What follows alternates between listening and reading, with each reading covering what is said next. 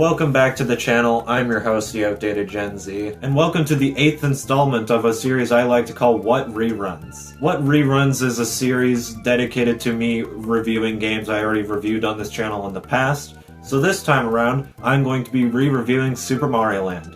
Let's just get it started right now.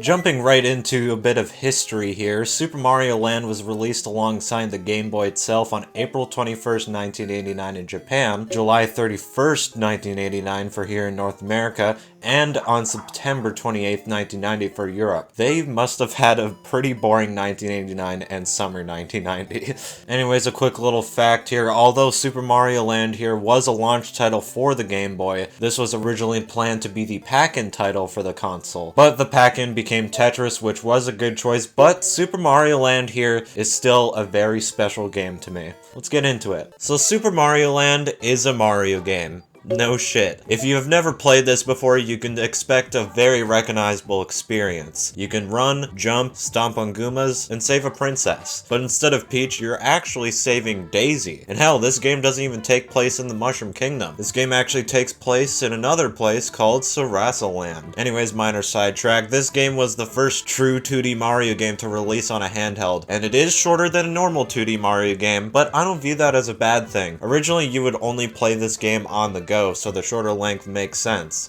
Although people nowadays are obsessed about wanting to take their AAA titles portably, you aren't actually ever gonna play those games the full way through on the go. So Super Mario Land only having 4 worlds and 3 levels per world here, therefore having 16 levels in total, is actually completely fine. Now for the gameplay itself, although I said it's very recognizable, it is a little bit off. It doesn't feel as tight as the other Mario games that released on the NES. Mario's momentum is all off, his jumps feel very floaty, and as well, if you're not jumping, you just fall down like a rock. And power-up wise, the famous Fire Flower isn't even in this game. We actually got the Super Ball Flower instead. And you know what? I love this power-up to death, not gonna lie. It's really awesome. It is similar to the Fire Flower, but instead of being able to throw multiple at once, you can only throw one at a time. And as well, instead of it just exclusively bouncing on the ground, it bounces everywhere, from the ground to the wall to the ceiling. Plus, along with it defeating enemies, it actually collects coins for you as well, so it's pretty cool to use in bonus rooms. Now for the levels themselves, they are designed well, but there are a few levels that are definitely kind of finicky with Mario's physics in this game. But these levels are never annoying at all. Plus, there's actually 2 shooter levels at the end of 2 of the worlds. One takes place in a submarine underwater, and another one takes place in a plane in the air. Because, you know, that's how submarines and planes work. But these are cool levels. I love them so much. It just adds to the charm of this game. It's just so random. Now for the 4 worlds in this game themselves, they're actually specifically called the, hopefully I'm pronouncing this right, Birabuto Kingdom, the Muda Kingdom, the Easton Kingdom, and the Chai Kingdom. And they're all based around different places in real life. And honestly, I find that to be very special, unlike other Mario games that just base off of a certain climate, like a desert or a snow mountain. It weirdly truly makes sense for this game to be on the go, because let's say you're just randomly playing this game, and this world is just based on the place that you're going to in real life. Now sure, that's kind of a random little stretch right there, but I don't know, I think that's kind of cool. And at the end of each world, we actually get a boss that is original to that world. And honestly, I wasn't expecting that when I first played this game a long time ago. I would have expected lots of repeats just like Mario 1 with just nothing but Bowser's, and it really surprised me. Now I don't know any of these names at all, and I'm too lazy to research them because I'm just such a great content creator. But I do know the name of the final boss, being Tatanga. Hopefully I'm pronouncing that right.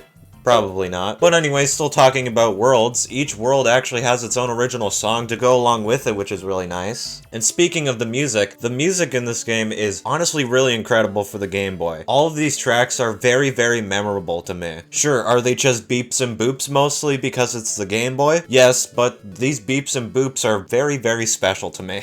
Now as for the art style in this game, honestly, I like it. It is super simplistic, yes. But honestly, I think that's okay for the Game Boy. As much as I love looking at all the incredible pixel art with later Game Boy titles that push the hardware to its limits, it always comes at a down cost to slow the game down a lot or have the screen super zoomed in. In Super Mario Land here, it has that basic art style, but the game isn't super zoomed in, and that makes it a lot more playable, and it definitely needs it because this gameplay is kind of fucky. And that was Super Mario Land. My overall opinion on it, I fucking love this game. It's a charming little piece of shit. But because this game was on the Game Boy itself, it isn't a piece of shit. Although the gameplay itself is super finicky, a lot of main state Mario stuff became all weird and out of whack, like once again the Super Ball flower being the replacement for the Fire Flower, and there's only 16 levels in total, and hell, the actual normal star theme isn't even in this game even though there is a superstar power-up. But you know what? I think it's okay for this game to be very odd. It was the first true Mario game on a handheld. Now if this game did release now, yeah, there would be no doubt about it, it would just be a shitty game that didn't make any sense for it to be made in the first place. But with this game releasing on a console that basically started the whole portable gaming thing for everyone, I think that's special to it, you know? I think that's what makes this game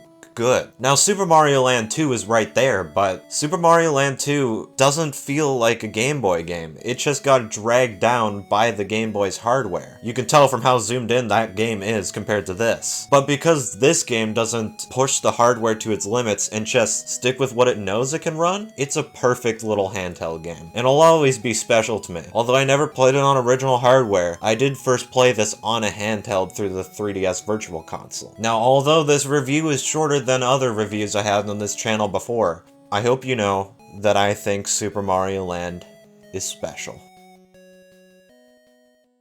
So that was Super Mario Land, and overall, it's a charming game. I love it so much. Would I consider it a shitty game if it wasn't on the Game Boy? 100%. But because this was on the Game Boy in the first place, it's incredible. It's made for the thing. As much as I love Super Mario Land 2, I do think that Super Mario Land 1 here did a better job being a Game Boy game than a game. The game doesn't push the Game Boy to its limits, but it does push it enough to where it's a very great game for the platform. Basically, at this point, I'm kind of repeating myself, but I hope you understand what I'm coming from here. Well, with that, I hope you enjoyed this little re-review of Super Mario Land, and I hope to see you in the next one, and the one after that.